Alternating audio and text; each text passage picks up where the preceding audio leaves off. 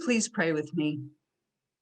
O God, may the words of my mouth and the meditations of all our hearts be acceptable to you, for you are our rock and our Redeemer. Amen.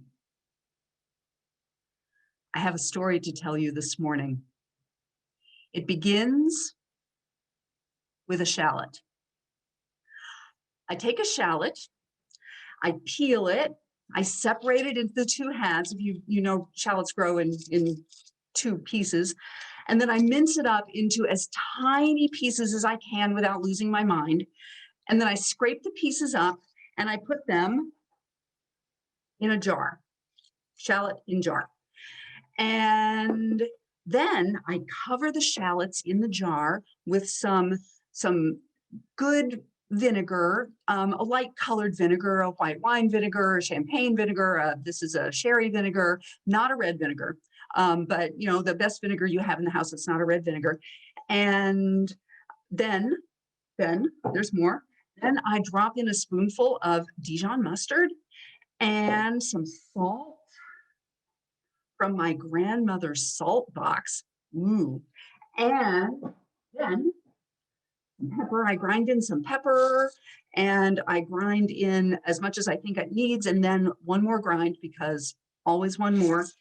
And then I put it in the jar. It's all right. This is all going in the jar. I shake it all up.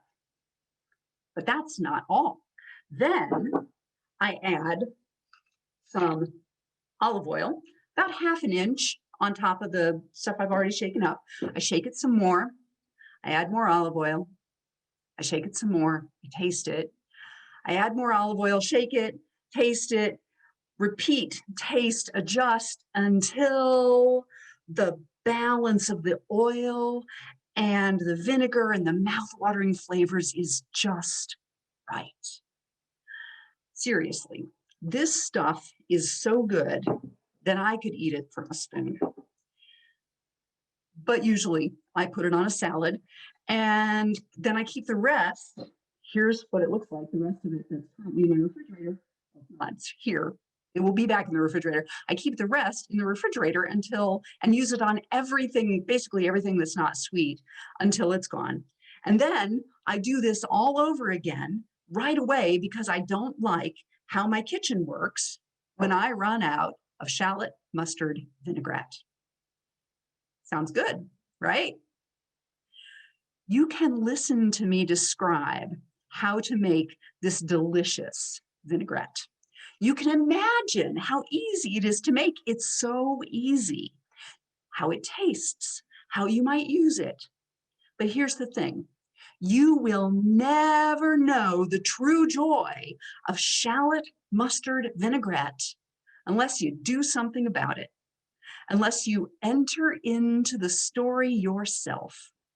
The story begins with a shallot. As delightful as it is, this is obviously not the most important story we have to tell today. The most important story for today begins with three women walking in near darkness to a garden. When Mary and the other Mary and Salome go to the tomb at daybreak on Sunday morning, after the Sabbath, their expectations are clear. 36 hours before, they had hastily wrapped the lifeless body of their beloved Jesus in long linen cloths. They had no time to properly prepare his body for burial because the Sabbath began at sunset on Friday with its restrictions against work of any kind. So, bringing the proper oils and spices, this is what they have come back to do on this first morning of the week, once the sun's rising ends the Sabbath. On Friday evening, as the sun was setting, they had watched the large round stone that closed off the entrance to the tomb be rolled downhill into place. Of course, they expect that it will still be there. In fact, they know the stone is too heavy for the three of them to be able to move, and they've been wondering, they've been talking about who else might be around at this early hour to help them. So here's what they expect: an impossible obstacle, and after that, a dead body. Here's what they get: a door wide open to the biggest surprise ever. The stone is already rolled away from the tomb, which must have alarmed them. Their first thought would be that grave robbers have come, perhaps thinking that someone buried in this nice new tomb in this very pretty garden would be from a wealthy family and would be wearing expensive clothes, maybe with some gifts for the afterlife that the robbers could employ in this life instead. If the tomb had simply been empty, this would have been the women's tragic conclusion. That's not the case. Jesus isn't there, but the tomb is not empty. Sitting to one side is a young man dressed in white, an angel, who tells them that Jesus is alive and will see them soon in Galilee. They're supposed to go and tell the others. And what do?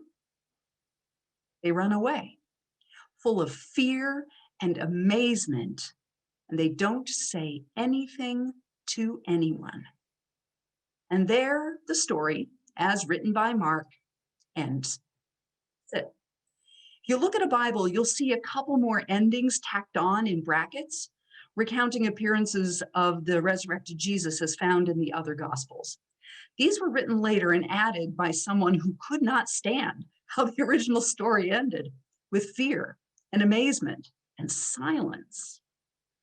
Of course, as Pastor Christina said, we know the story doesn't end there, because if it did, we wouldn't be here today celebrating Easter.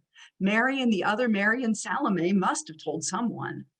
The other Gospels include accounts of Mary Magdalene meeting Jesus in the garden, of two disciples walking the long way home on Easter evening, being joined by a stranger who turns out to be Jesus, of Jesus appearing in a locked room and coming back again another day because Thomas missed it, of Jesus appearing to crowds of his followers and then after 40 days ascending before their very eyes into heaven. But the Gospel of Mark, the earliest one written, doesn't include any of that. Mark leaves the story open. As found here in Mark, our own testimonies of what the risen Christ has done in our lives have the same authority as anyone else's. The story is open, and it can belong to us. But it only belongs to us if we accept the invitation to make the story our own. We will never have the true joy of resurrection life, a life full of joy and free from fear, unless we do something about it, unless we enter into the story ourselves. It begins with a walk in the dark. Friends, it feels like we've been walking in the dark for a long time. I feel like Lent wasn't just the 6 weeks preceding Easter this year. My Lent started last year, 6 weeks before last Easter. And it feels like it never stopped. It's been more than a year now of isolation and fear and suffering and confusion, so much loss and grief. A year that has highlighted the inequity, the injustice, the violence of our society. A year during which I felt largely powerless to do anything about anything. A year of way too much of some things and not nearly enough of others. That is how this story begins, walking in darkness. But that is not at all how it ends. God's final word is not death and despair, but resurrection and new life. And that word is still being spoken. This open-ended gospel account speaks resurrection and new life, not just one time, one day at dawn on the first day of the week, 2,000 years ago. The invitation into the story of resurrection and new life is for our lives right here, right now. But unless we do something with it, unless we take this recipe for resurrection life and make up a batch of it ourselves, it's just an interesting story, a bit of entertainment for a Sunday morning, especially the way Pastor Christina tells it. It's like an old recipe card written in spidery script by someone long gone, spattered with who knows what. It's nothing more than an old oddity unless we gather the ingredients and try following the instructions ourselves. So, what are the ingredients in a resurrection life? There are surely different recipes using different proportions, but they all include these three ingredients. First, devotion. This is time spent with God in worship and prayer, building a relationship with God, telling God the truth about our lives. No, you don't have to hide or pretend. You tell God the truth and then listening to what God has to say to us about that. So, first, devotion. Second, study, learning about God. This can come from books and conversations, classes, reflection, puzzling through what God is doing in our lives and in the world.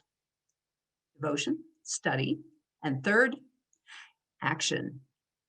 We don't just learn about what God is doing, we get to take part in what God is doing in our lives and in the world. We get to serve as God's hands and feet and voice in this world for love and justice and joy. So devotion, study, and action are three main ingredients in a resurrection life, but there's a fourth ingredient, more like a seasoning, without which the others are very bland, and that is gratitude. Gratitude fuels our devotion, even when we're not completely happy with how things are going. When we're honest, we recognize that there's always a blessing, something beautiful to be grateful for. So gratitude fuels our devotion. It also opens our minds in study, helping us to be curious about what God is up to. When we are grateful, we can let go of some of our preconceived notions of how things are supposed to be and become curious, which is essential in study. And then gratitude makes it possible for us to put God's love into action without worrying that we are not enough, that we don't have enough, that we will run out of something that we need. We're grateful for what we have, and we give it over to God to use. So if the resurrection did nothing for us other than to make us grateful, that would be a life-changing event indeed. But it's even more than that. Easter is the promise of new life fulfilled. Wherever we have gotten to so far in our lives is not the end. Even if our story on earth should end today, that is not the end. The gospel story continues, and this open-ended gospel story is also our story, but only if we make it ours. You knew I was going to say that, right? We will never know the true joy of resurrection life unless we gather up the ingredients and make it ourselves. Otherwise, it's just reading an old recipe book, watching Julia Child on TV, or listening to your pastor tell you about an amazing mustard shallot vinaigrette. We have to do it ourselves. I have great news. We don't have to do it alone. I mean, we can. It is theoretically possible to have a life of devotion, study, and loving action all by ourselves. But it's really hard. We don't have to do it the hard way. A message from your sponsor: your church is full of people who are trying to do the same thing you are. And the church keeps all the ingredients for a resurrection life in stock. We have worship every week, twice, more than that. We have prayer groups. We have study groups. We have opportunities to serve that will take you around the world, and others where you don't even need to leave your house.